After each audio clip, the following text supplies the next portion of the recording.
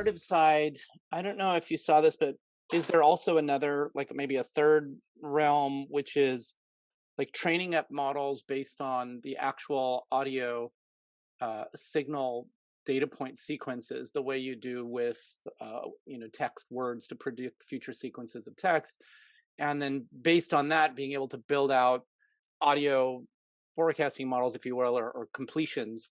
And I think this is like the backbone for, there was a piece maybe a year or two ago with a Nirvana, somebody had taken out like the Nirvana catalog, and then like, and the model was able to generate not just the actual music sounds, but the actual lyrics and everything all in one coherent model. I was curious if you had any knowledge of that system or that I approach.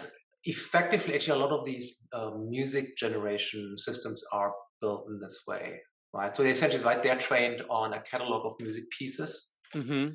and the AI is essentially learning the inherent patterns, and some of them are even using kind of language models, right? Transformer models even apply to a representation of the music signal that's part of the training corpus, right? And then the textual piece essentially comes in as an annotation of what it is that's happening musically, right?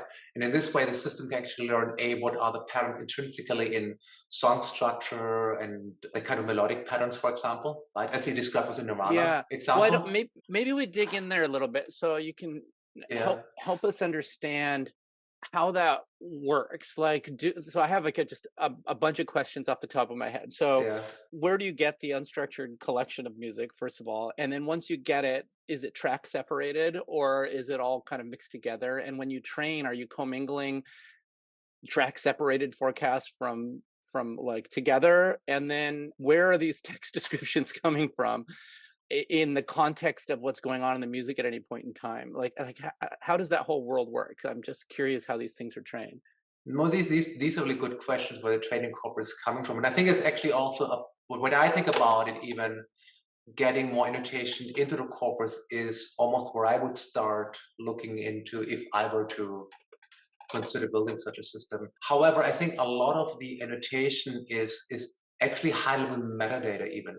Right? For example, if you say I want to have a track which is, and now it's really just a certain moodiness, right? The Hmm. moodiness may be already in the regular metadata of a song, right? Or it may be able to derive it from, From the if it's lyrics, if you mean? Like, no, even just mood, right? Because a lot of these oh, you mean like in it's like dark, it's moody, sometimes they've it's just annotated songs. it's Yeah, uplifting, right? yeah, So you often yeah. get this out of Uh-huh. right the metadata that comes to the track. Right.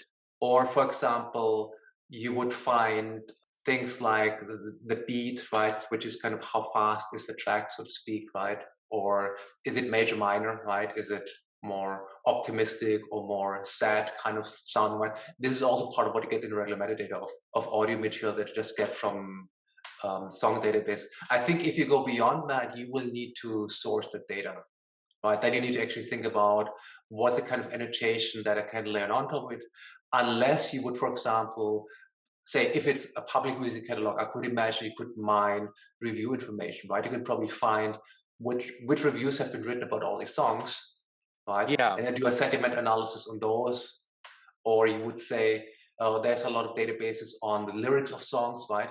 So you could actually pull all these pieces of information together, right?